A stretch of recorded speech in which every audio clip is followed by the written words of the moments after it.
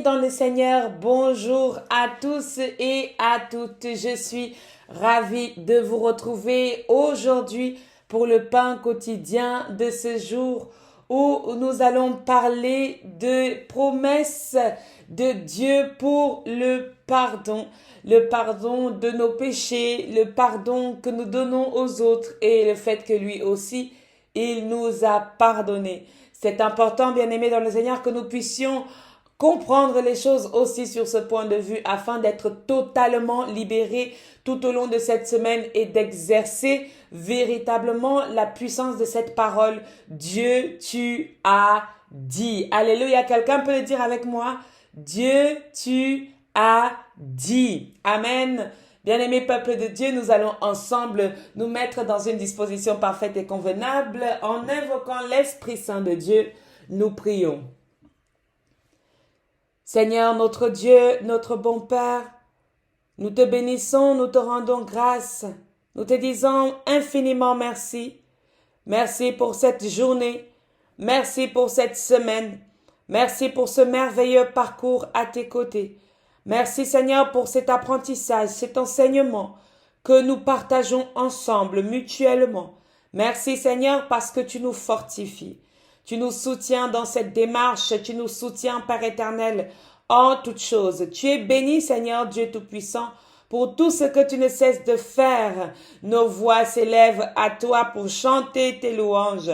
Nos voix s'élèvent à toi pour chanter Seigneur tes merveilles.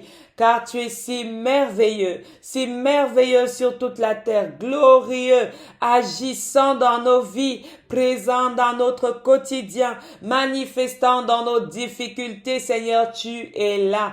Merci de venir prendre possession de toutes choses encore aujourd'hui, de nous mettre dans une disposition parfaite, dans une disposition convenable, afin que nous puissions te louer, te servir et surtout te comprendre quelle est ta volonté dans notre vie, quelle est la volonté que tu as prévue pour nous, Seigneur, dans le chemin que nous sommes en train de marcher en ce moment. Merci éternel Dieu de toucher ton peuple qui tend son oreille vers toi. Seigneur, merci de nous rassasier dans ce pain quotidien, que aucun de nous ne reparte avec le ventre vide, mais que nous soyons pleins en esprit et en vérité. Dans le nom de notre Seigneur Jésus-Christ, nous avons prié. Amen, amen, amen. Je suis dans la joie, une joie immense. Je suis dans l'émotion, car Yahvé m'a libéré. Je chanterai de tout cœur les merveilles de mon papa Yahvé, qui m'a ôté des ténèbres, il m'a délivré de tout péché. Mon papa est fidèle, il ne m'abandonne jamais. Je n'ai plus rien à craindre, car Yahvé m'a libéré. Chante avec moi. Je suis dans la joie, une joie immense. Je suis dans l'émotion, car Yahvé m'a libéré. Alléluia, alléluia, amen, amen, amen. Bien-aimés dans le Seigneur, gloire au Seigneur Jésus-Christ, à Dieu le Père et à l'Esprit Saint pour tout ce qui ne cesse de manifester dans notre vie. Bienvenue encore aujourd'hui dans cette merveilleuse journée qui nous a bien été, n'est-ce pas, chaleureusement ouverte à la station de 9h du matin. Et nous avons pu nous disposer dès 6h du matin. Nous avons une grande journée qui nous attend. Bien-aimés dans le Seigneur, nous avons besoin de force. Et cette force aujourd'hui va nous être donnée par le biais du pardon. Dans les promesses de Dieu concernant le pardon de nos péchés. Et nous aussi, le pardon des autres. Alléluia. Amen. Nous allons travailler aujourd'hui, bien-aimés dans le Seigneur, avec 3 points différents. Nous allons travailler le premier point sur le fait que quelqu'un nous a fait du mal et il est important que nous pardonnions. Nous allons travailler également sur le fait que quelqu'un a été mal à cause de nous et c'est important que nous fassions la démarche pour la demande du pardon. Et une fois que cette première démarche est faite réciproquement, Dieu aussi nous pardonne. Et nous allons parler de ça, troisièmement. Mais avant d'aborder ces 3 dimensions du pardon, je veux nous informer que notre week-end de clôture du temps de 40 jours de jeûne du ministère de la clinique spirituelle se déroulera du 8 au 10 décembre.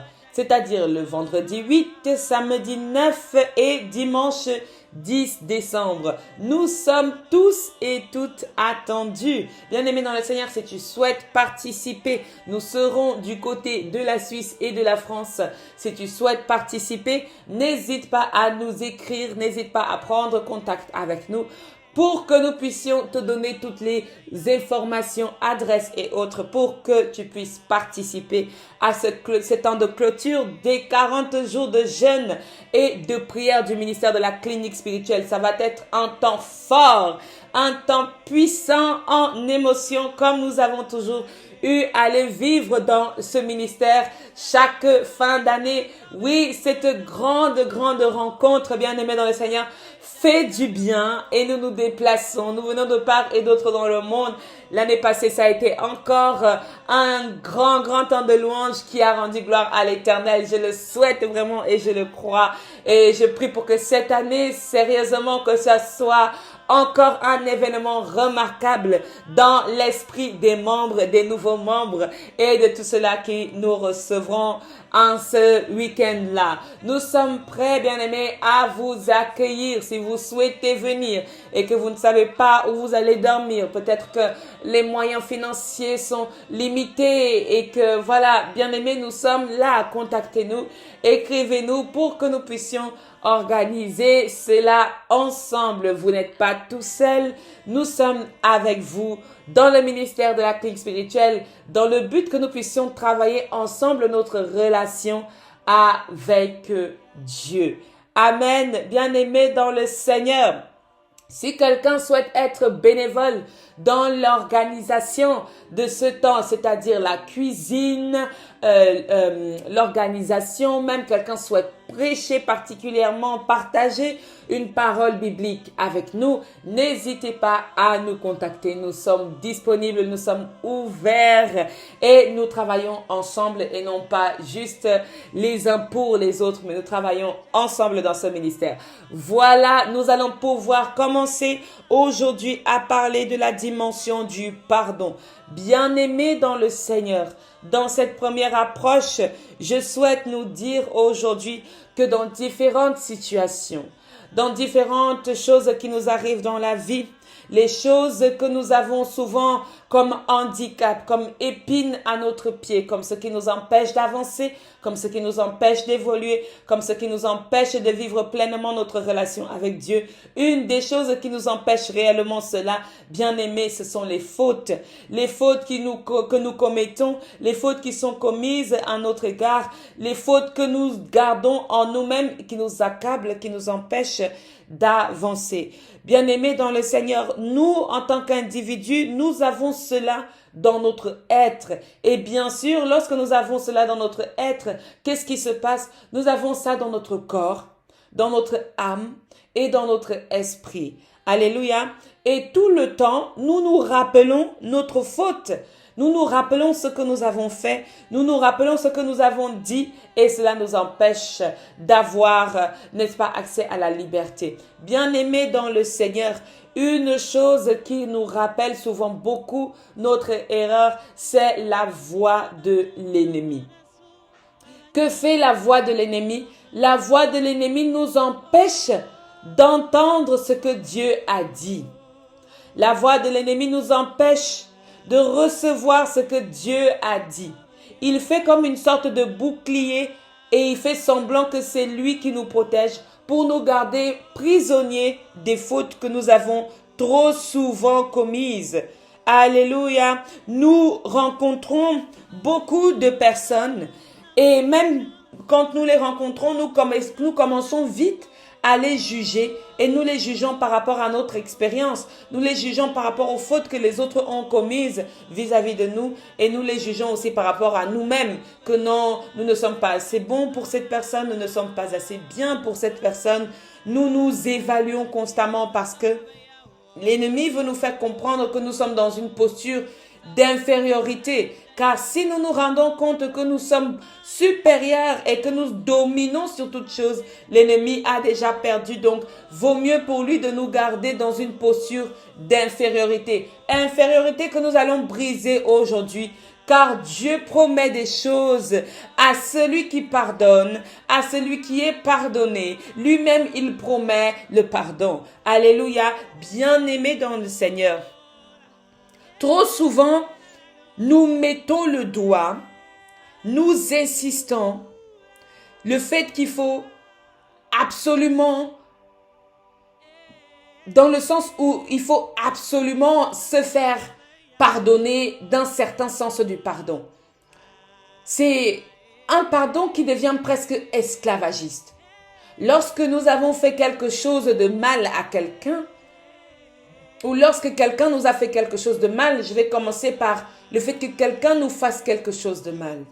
Quand quelqu'un t'a fait quelque chose de mal, bien aimé, et que la personne t'a déjà demandé pardon, je ne comprends pas toujours et pas souvent la manière dont nous insistons parce que nous voulons que la personne craque, nous voulons que la personne pleure, nous voulons que la personne entre dans un réel état de soumission. Quelqu'un t'a fait quelque chose, il te dit pardonne-moi. Tu ne pardonnes même pas. Tu n'acceptes même pas son pardonne-moi parce que pour toi c'est trop léger. Parce que pour toi il n'y avait pas les pleurs, il n'y avait pas la sincérité, il n'y avait pas le goût, c'était fade. Tu as besoin que la personne rampe par terre pour que tu puisses pardonner. Tu as besoin que la personne devienne ton esclave pour que tu puisses pardonner. Nous disons de nous que nous sommes des hommes et des femmes de foi. Nous croyons en un Dieu, mais nous devons beaucoup travailler sur cet esprit que nous avons à vouloir dominer sur l'homme au lieu de dominer sur les choses et sur les mauvais esprits. Amen. Nous avons besoin que celui qui nous a fait du mal rampe à nos pieds. Nous avons besoin que celui qui nous a fait du mal marche derrière nous comme un valet. Nous avons besoin que celui qui nous a fait du mal chemine comme un esclave derrière nous. Maman, est-ce que tu veux ci? Maman, est-ce que tu veux ça? Mon mari, est-ce que ci? Mon mari, est-ce que ça?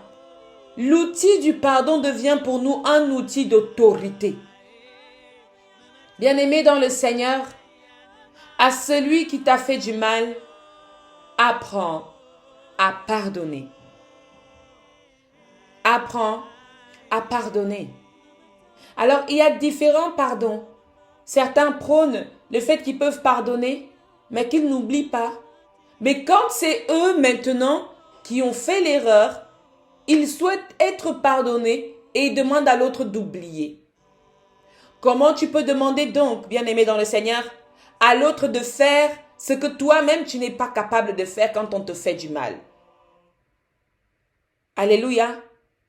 Ici, bien-aimé, j'aimerais que l'on sache qu'on n'aura pas besoin de tirer de long en large. La prédication, le message, le partage du pain quotidien aujourd'hui, nous allons vite le saisir. Ensuite, nous parlerons dans la parole de Dieu, bien évidemment. Nous demandons à l'autre d'oublier. Nous demandons de laisser tomber, de jeter ça à la poubelle. Mais à nous, lorsque quelqu'un nous a fait quelque chose, nous revenons constamment dessus. Nous rappelons constamment les fautes. Nous rappelons constamment les erreurs. Tu te souviens quand tu m'as fait ci? Tu te souviens quand tu m'as fait ça? Bien-aimé dans le Seigneur, il y a deux types de personnes qui font ça. Les gens qui font ça ont pour but de te rappeler à toi le nombre de fois qu'on t'a déjà pardonné et puis tu ne fais que recommencer. Oh, le Seigneur Jésus-Christ nous dit quoi? Dans la parole de Dieu, il nous dit, va et ne pêche plus. Mais toi, ton va là, c'est pour aller recommencer. On dirait que le fait de te pardonner, c'est de te donner une nouvelle base d'essai. Le fait de te pardonner ne te permet pas de dire je ne le fais plus, j'avance maintenant dans une autre direction. Non, pour certains, le fait de pardonner, pour eux, signifie recommencer à zéro. C'est-à-dire, quand ils vont recommencer à zéro, ils vont reprendre la bêtise, mais dans une autre dimension. Si le gars te trompait et puis c'était caché et que tu as pardonné, demain là, il va te tromper et puis tu vas voir même qu'il te trompe. Ce ne sera plus caché. Ce sera devant toi. Certains, le fait de leur pardonner, leur donne la possibilité d'aller recommencer dans un nouveau niveau d'essai. C'est pourquoi d'autres personnes te rappellent souvent. Tu as fait ci, je t'ai laissé. Tu as fait ça, je t'ai laissé. Maintenant, c'est la dernière. Alléluia. Vous allez voir que, bien-aimé dans le Seigneur, Dieu, dans la dimension du pardon, va être beaucoup plus souple que nous. Du moins, dans le Nouveau Testament. Et même dans l'Ancien, quelque part. Il va finir par pardonner encore. Alléluia. Bien-aimé, il y a l'autre catégorie de personnes qui, lorsqu'il t'a pardonné une fois et que tu pars recommencer la même chose, il ne te le rappelle plus. Il fait son choix. Et tout à coup, demain, tu entends mon mari est parti. Ma femme est partie. Mon fils ne me parle plus. Ma mère ne me parle plus. Parce qu'au bout d'un moment, ils sont fatigués. Alléluia. Les gens sont fatigués. Alors aujourd'hui, nous prenons conscience qu'il est nécessaire de pardonner sincèrement à celui qui vient. À celui qui vient nous demander pardon. De ne pas mettre notre exigence du pardon à un niveau que nous-mêmes, on n'accepterait pas que l'on nous mette. Certaines personnes n'acceptent le pardon que quand tu as déjà craqué, tu as déjà pleuré, tu es déjà au bout de ta vie. Là, il comprend que tu es en train de lui demander vraiment pardon. Mais est-ce que c'est à nous de juger, bien-aimés dans le Seigneur, qui demande sincèrement pardon? Est-ce que c'est à nous de juger si le pardon était sincère ou pas? Notre cœur, bien-aimé, doit tout remettre à Dieu afin que lui seul soit le juge de toute situation. Tu as demandé pardon. Si ton pardon était un vrai pardon, il aura du sens devant Dieu. Si ton pardon n'était pas sincère, bien-aimé dans le Seigneur, tu auras menti à ton frère, tu auras menti à ta sœur, tu auras menti à qui tu veux, mais tu n'auras pas menti à Dieu. Et quelque chose dans ta vie ne marchera pas comme tu veux parce que tu sais très bien que c'est parce que tu n'es pas en train d'être vrai, d'être sincère dans ta relation avec Dieu. Et que tu n'es pas en train d'aimer ton prochain comme tu t'aimes toi-même. Et que finalement, bien-aimé, tu es en train de maquiller, n'est-ce pas, ta demande de pardon, camouflée sous ton personnage de l'orgueil, habillé par le vêtement de la superficialité. Alléluia. La faute des autres, c'est important. C'est quelque chose que nous considérons beaucoup. L'autre m'a fait ci. L'autre m'a fait ça. L'autre a dit ci. L'autre a dit ça. C'est pourquoi je ne vais plus jamais lui parler. C'est pourquoi je ne vais plus jamais ci. C'est pourquoi je ne vais plus jamais ça. Bien-aimé dans le Seigneur, expérimentez le pardon de sorte à ce que celui qui a décidé dans son cœur qui ne veut plus vous parler, vous allez lui parler. Parce que vous avez le pardon en vous. Parce que vous pratiquez ça. Parce que vous vivez le pardon. Le pardon pour vous n'est pas des mots à la bouche récités dans une formulation faussement humble. Le pardon pour vous, c'est un mode de vie. Le pardon pour chacun de ces membres de la clique spirituelle doit devenir un mode de vie. Ça doit faire partir de nous. Tu peux pardonner et aussi commencer à décaler. Dire que non, ici, je sens que c'est comme ça, c'est A, c'est Z. Voici ma route. Sans haïr, sans jeter de malédiction, sans faire de mauvais sorts, mais de remettre ton sort à l'Éternel. Les fautes des autres sont souvent très costaudes. Mais si nous avions eu la bonne attitude, est-ce que l'autre aurait fait ce qu'il a fait? Quand nous imputons énormément la faute à l'autre, vous savez bien aimé dans le Seigneur, nous ne faisons que nous dédouaner et cacher un mal que nous ressentons en nous-mêmes. Alléluia. Nous cachons ce mal que nous faisons en nous-mêmes et nous faisons semblant d'être forts en agissant de cette manière. Nous essayons continuellement de nous convaincre que nous avons raison. Nous n'avons pas raison dans notre façon de faire. Nous n'avons pas raison dans notre orgueil trop élevé. Bien-aimés dans le Seigneur, beaucoup de personnes ont du mal à demander pardon. Parce que sous prétexte que ce n'est pas à eux de le faire. Il y a beaucoup de gens qui se disent que comme ils sont des chefs de famille, ils sont des aînés, ils sont ci, ils sont ça, ils n'arrivent pas à demander pardon. Mais voici une chose que Jésus-Christ va nous dire. Il nous dit, celui qui s'élèvera sera comment? Abaissé. Et celui qui s'abaissera sera élevé. Si tu t'abaisses aujourd'hui, Dieu va t'élever. Mais si tu vois que ta vie ne donne pas, sache que tu es abaissé. Sache que Dieu t'a abaissé parce que tu t'es élevé toi-même dans un rang qui n'est pas le tien. La nécessité du pardon. Alors, nous allons commencer par le Notre Père. On dit, Notre Père qui es aux cieux, que ton nom soit sanctifié, que ton règne vienne, que ta volonté soit faite sur la terre comme au ciel. Donne-nous aujourd'hui notre pain de ce jour. Pardonne nos offenses comme nous pardonnons aussi à ceux qui nous ont offensés.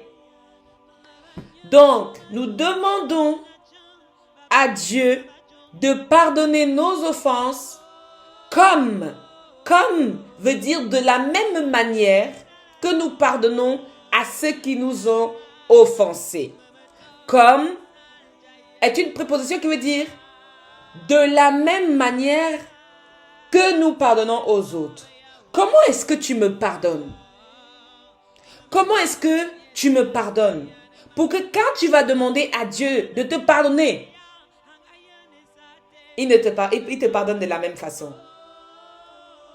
Comment est-ce que tu pardonnes à ton frère? Comment est-ce que tu pardonnes pour que tu sois pardonné pareil? Parce que bien aimé dans le Seigneur, si tes critères du pardon sont élevés au rang de je ne sais quelle autorité que tu es, sache que Dieu aussi, tu lui demandes en priant de faire la même chose pour toi. Tu lui demandes en priant de faire la même chose pour toi. De te pardonner. Mais il va laisser que tu traînes. Tu traînes. Parce que tu laisses traîner ton frère. Tu laisses traîner. Amen. Comme nous pardonnons aussi à ceux qui nous ont offensés. J'aime dire aussi que ceux que j'ai offensés me pardonnent. Beaucoup de gens ont du mal à demander pardon. Nous avons du mal à demander pardon, mais nous voulons toujours que Dieu nous pardonne. Nous voulons justifier nos erreurs. Nous justifions nos erreurs parce que nous sommes parents. Nous justifions nos erreurs parce que nous sommes aînés. Nous justifions nos erreurs parce que nous sommes pasteurs. Nous justifions notre autorité parce que nous sommes prêtres, alors que nous avons mal agi et que nous devons demander pardon à celui vers lequel, à celle vers lequel nous avons mal agi. C'est pourquoi beaucoup d'entre nous sont abaissés. Le roi David a traîné sa faute pendant près d'une année ou je ne sais combien de temps jusqu'à ce qu'il ait craqué. Parce qu'il avait l'impression qu'à cause de cette faute, Dieu allait lui retirer l'Esprit Saint. Nous sommes ici dans le psaume 51. Il avait l'impression que la vie lui quittait à cause de cette faute. Bien-aimé dans le Seigneur, lorsque tu es en bonne relation avec Dieu et que tu commets une faute, tu sens qu'il y a une absence en toi. Tu sens qu'il y a quelque chose qui ne va pas en toi. Si tu sens ça, bien-aimé, commence par t'humilier. Demande pardon. Demande pardon et accepte de pardonner. Alléluia. Nous allons bientôt arriver à la dimension de Dieu. Mais je veux te dire, si tu sers Dieu, tu dois connaître la valeur du pardon dans ta vie. Être capable de pardonner. Et ce pardon ne se chante pas partout. Ce pardon, c'est quelque chose qui vit en toi. D'être capable de dire, je t'ai pardonné. J'ai appris une grande leçon venant de mon époux lorsque quelqu'un avait saboté le travail qu'il avait fait et j'étais très révoltée contre cette personne. J'étais révoltée vraiment et je me suis dit, celui-ci va payer de tout ce qu'il a dit, de tout ce qu'il a fait, de toute cette humiliation, de toute cette haine. Bien-aimé dans le Seigneur, cet homme qui accusait mon mari a fait des choses que je ne trouvais pas très croyant. Je ne trouvais pas très... Il y a une expression qui n'était pas très catholique. Alléluia. Je ne trouvais pas cela bon. Et je lui avais prévenu que ce n'est pas une bonne manière de résoudre les problèmes. J'ai essayé de parler avec, mais rien. Alors je lui ai dit, si c'est le choix que tu décides de prendre, je ne peux plus te retenir. Il s'avère que cet homme nous a amenés dans des situations compliquées devant la justice et nous avons eu raison devant la justice. La justice a compris que cet homme avait voulu mal faire, bien-aimé dans le Seigneur. Et cet homme avait payé pour que mon mari fasse la prison. Alors, j'étais entrée dans une dimension de colère qui était très mauvaise. Très mauvaise. Et je le confesse. Alors, en parlant beaucoup avec mon mari, un jour, il finit par me dire, moi, j'ai pardonné. Et tu devrais faire la même chose. Tu devrais pardonner. Parce que j'avais décidé dans ma chair d'aller faire la peau à cet homme. Et il m'a fait comprendre que le Dieu que nous servons veut quoi? Que nous pardonnions aux autres et qu'il nous pardonne de la manière dont nous allons pardonner aux autres. dans les grosses erreurs, dans les péchés que nous allons commettre, nous allons demander son pardon. Mais pour avoir ce pardon, il va nous falloir commencer par pardonner à ceux qui nous ont fait du mal, à ceux qui nous ont offensés. Offenser n'est pas une petite chose.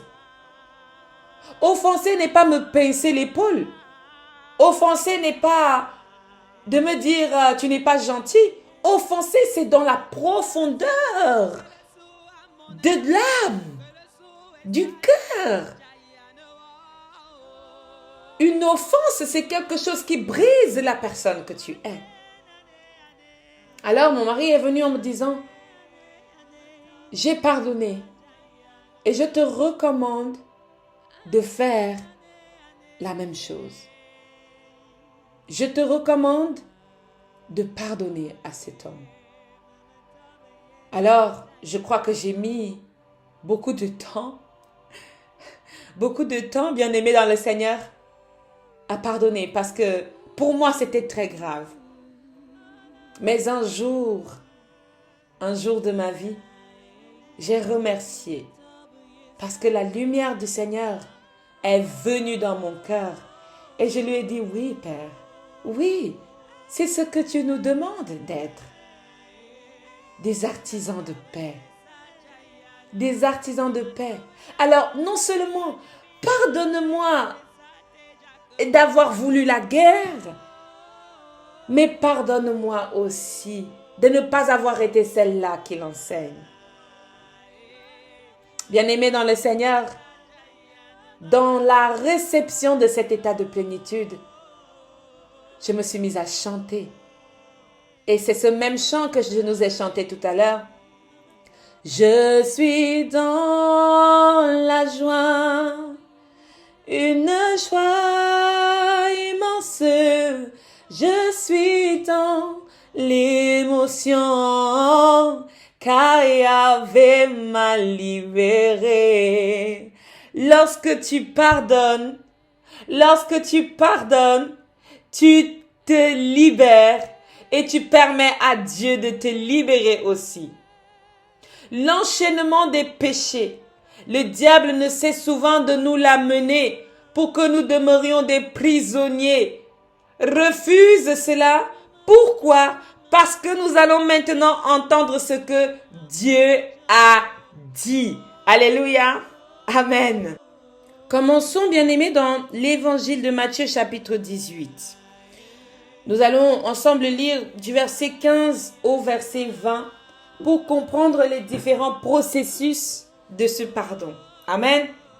La Bible dit, si ton frère a péché, va et reprends-le entre toi et lui seul. S'il t'écoute, la Bible dit, tu as gagné ton frère. Mais s'il ne t'écoute pas, prends avec toi une ou deux personnes afin que toute l'affaire se règle sur la déclaration de 2 ou 3 témoins. S'il refuse de les écouter, dis-le à l'église. S'il refuse aussi d'écouter l'église, qu'il soit pour toi comme un païen et un publicain. Ça veut dire quoi? Il y a différentes étapes que Dieu nous recommande de faire lorsque quelqu'un nous a offensés, lorsqu'il y a eu quelque chose de mauvais qui s'est passé entre toi et entre ton frère. Si tu n'arrives pas à arranger la situation entre vous deux, bien aimé, là tu peux appeler des gens. Il y a des gens qui n'essayent même pas d'arranger la situation entre toi et lui, mais qui se mettent à parler à tel. Parler à ton frère, parler à ta soeur, parler à ta mère. Ils parlent à tout le monde sauf toi. Bien-aimé dans le Seigneur, si tu es de Dieu avec nous, bien-aimé, il serait bon que nous tous nous commencions à adopter cette méthode. Tu as un souci avec ton frère, commence par appeler ton frère. Commence par appeler ta soeur. Commence par appeler ton prochain. Alléluia. Si ça ne va pas, amène 1 ou 2 témoins. Si ça ne va toujours pas, l'Éternel Dieu nous dit d'amener vers l'église. Regarde une chose. Il y a des gens qui ont des problèmes dans leur cœur, mais qui vont directement courir à l'église pour t'accuser. qui vont directement aller chez le prêtre pour t'accuser, aller chez la prophétesse, l'apôtre, le pasteur, tout le monde pour t'accuser. Et la personne n'a même pas pris le temps de venir d'abord te voir toi.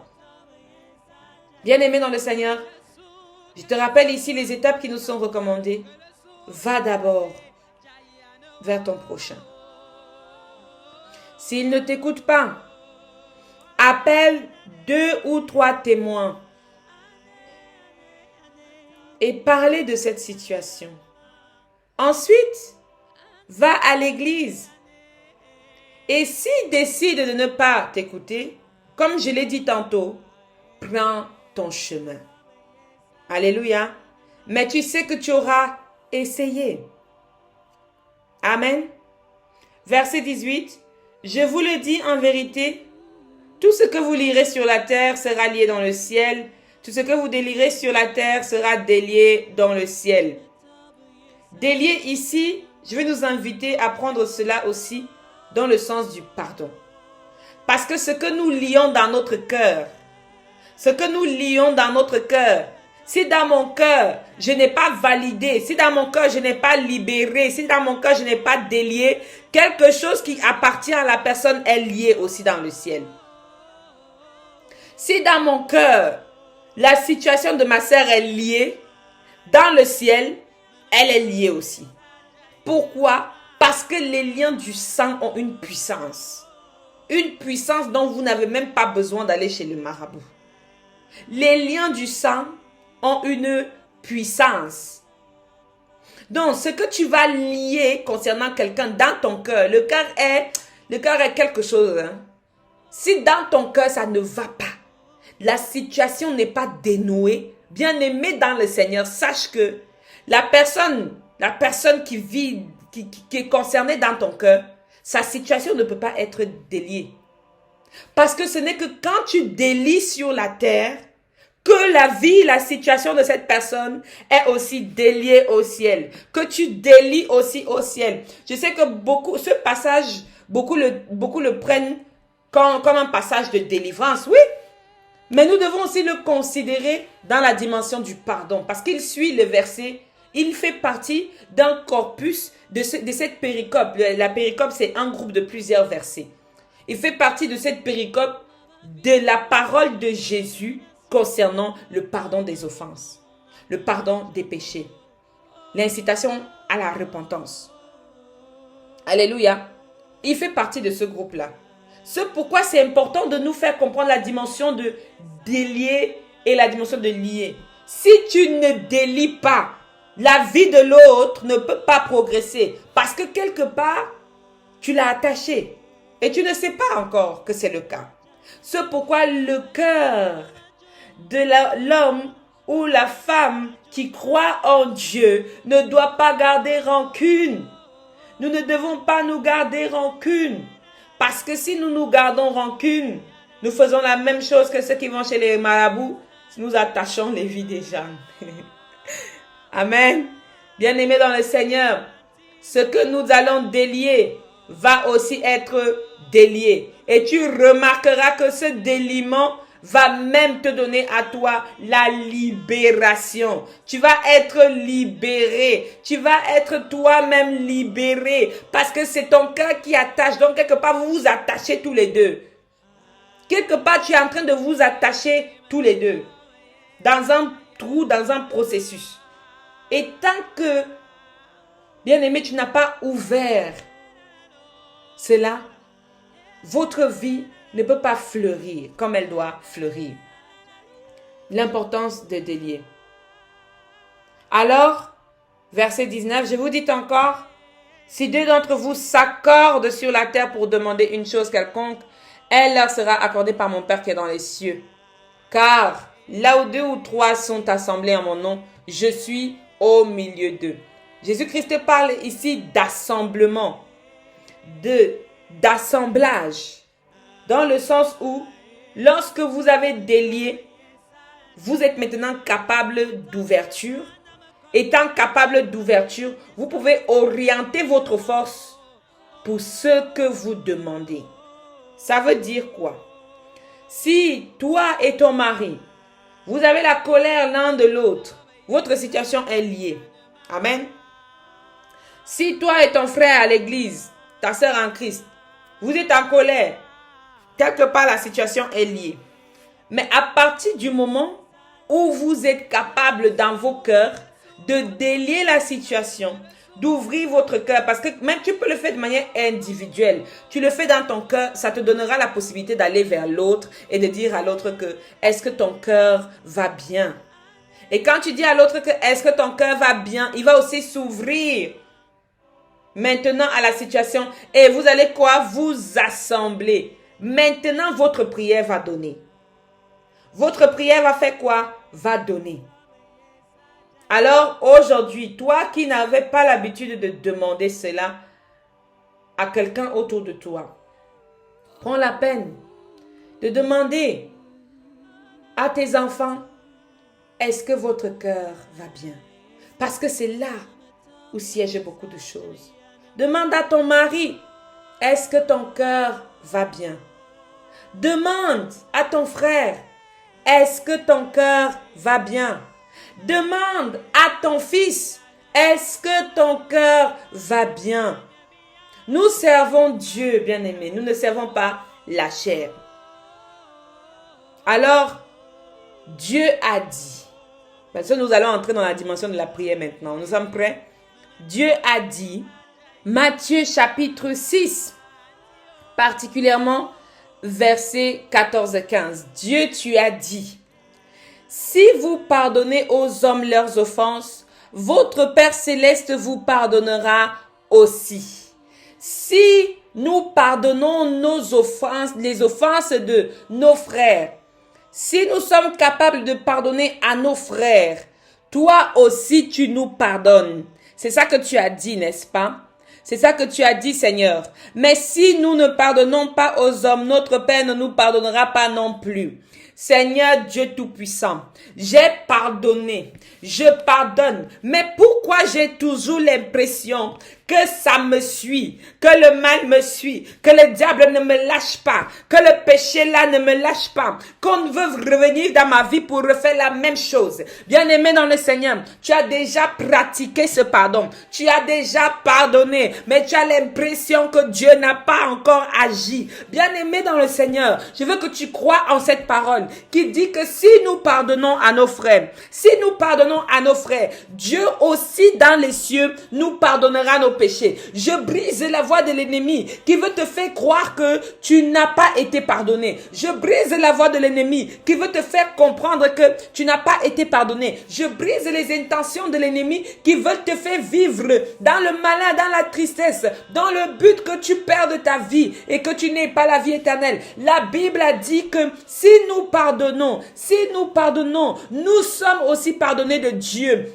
C'est Dieu qui le dit. Alors aujourd'hui, déclare que si j'ai pardonné, je sais que tout ce que j'ai fait, je sais que tout ce que j'ai dit, Dieu me l'a pardonné. C'est pourquoi le péché n'existe plus en moi. Le péché que l'ennemi veut continuer à me faire vivre, l'ennemi veut continuer à te garder dans la posture de péché, à te faire comprendre que tu vis dans le péché. Mais non, Dieu a dit, si je pardonne, je suis aussi pardonné. Si je pardonne, je suis aussi pardonné. La Bible dit dans le psaume 32, bien-aimé dans le Seigneur, est-ce que nous pouvons y aller? Heureux celui à qui le péché, n'est-ce pas, est remis. Alléluia. Nous allons lire ensemble. J'y vais, je cours dans le psaume 32. Bien-aimé dans le Seigneur, je suis dans la version de Louis II. Heureux celui à qui la transgression est remise, à qui le péché est pardonné. La Bible le dit. David a confessé que est heureux celui à qui le péché est pardonné. Si donc Dieu m'a pardonné, pourquoi l'ennemi veut me faire croire que je suis toujours malheureuse, que je vis dans le malheur, que je vis dans la tristesse, que je vis dans les fautes, que je vis dans les pratiques? Chasse cette voix de l'ennemi qui veut te faire retourner en arrière, qui met des flashs dans ton esprit. Chasse cela. Commande à ton corps de rejeter toute faute. car Dieu a déjà pardonné. Dieu a dit dans sa parole que si nous pardonnons aux hommes, lui aussi, et non pas quelqu'un d'autre, lui aussi, il nous pardonne nos fautes, Bien-aimé dans le Seigneur, à toi qui es encore attaché à la faute de ton frère, attaché à la faute de ton père, attaché à la faute de ta mère, tu t'attaches parce que tu en veux à ta mère, tu t'attaches parce que tu en veux à ta famille, tu en veux à tes parents, ils n'ont pas fait ci, ils n'ont pas fait ça. Bien-aimé, pardonne, car si tu pardonnes, tu te libères toi-même, car la Bible nous a dit dans Matthieu 6 que si nous ne pardonnons pas, Dieu aussi ne nous pardonne pas. Ta vie ne marche pas aujourd'hui parce que tu n'es pas en train de pardonner. Et le diable veut te tenir dans cette posture. Le diable veut te tenir dans c'est-à-dire dans cet état de ne pas pardonner. Pourquoi le diable le fait? Parce qu'il veut que tu perdes ta vie aux yeux de Dieu. Parce qu'il veut que tu perdes ta grâce aux yeux de Dieu. Comme lui aussi, il a perdu. Au nom de Jésus-Christ de Nazareth, tu ne perdras pas cette grâce. Parce qu'aujourd'hui même, Dieu a dit que celui qui pardonne reçoit, n'est-ce pas, aussi son pardon. Oui, Seigneur, tu veux que nous commencions par faire cet effort de pardonner afin que nous-mêmes, nous soyons aussi pardonnés. Et tu nous dis dans la parole du psaume 32 que heureux l'homme à qui l'Éternel n'impute pas d'iniquité et dans l'esprit duquel il n'y a point de fraude. Si tu remarques que quelqu'un est heureux, c'est parce que son esprit est libéré. Son esprit est libre. Tu vois, je ris. Tu vois, je chante. Bien-aimé, sache que l'esprit est libéré. Ton frère rit. Ta sœur chante. Ta mère est dans la joie. C'est bien parce que son cœur est libéré. Si tu ne manifestes pas encore la joie, c'est qu'il y a quelque chose qui n'est pas libéré en toi. Libère-le aujourd'hui.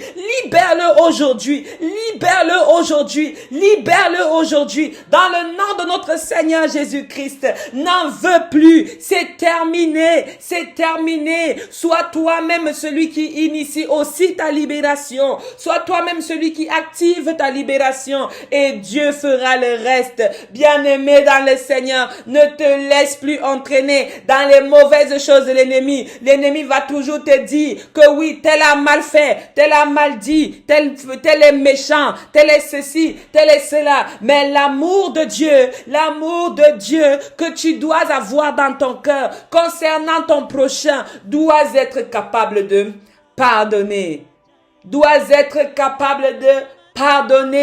Dieu a dit que si tu pardonnes, lui aussi te pardonne. Si tu as pardonné, bien-aimé dans le Seigneur, ne sois plus donc dans la tristesse, mais sache qu'aujourd'hui, l'Éternel aussi te pardonne. Alléluia. Comment ne pas te louer? Comment ne pas te louer? Comment ne pas te louer? Seigneur Jésus. Oui, je regarde autour de moi, je vois ma famille. Seigneur Jésus, je te bénis. Comment ne pas te louer? Seigneur Jésus. Alléluia. Amen. Bien-aimés dans le Seigneur, je vous donne rendez-vous à 21h aujourd'hui pour le partage de la prière inspirée. Et je nous dis à demain pour le pain quotidien. Amen.